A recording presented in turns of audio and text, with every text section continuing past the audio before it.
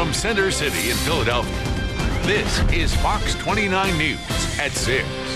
Well, lottery winner or not, you can now try your luck at our area's newest casino, the Valley Forge Casino Resort. Open for business today. Gamblers who visit the gaming hall will notice it's a lot smaller than the other casinos around Pennsylvania. It holds about 700 slot machines and 50 table games. The president of the casino says he hopes it will provide something more for business travelers to do.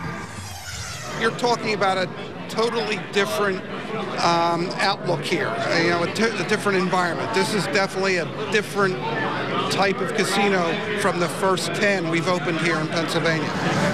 Now, something else different about the Valley Forge casinos is the admission price. Guests need to spend at least $10 at the hotel in order to get inside the casino.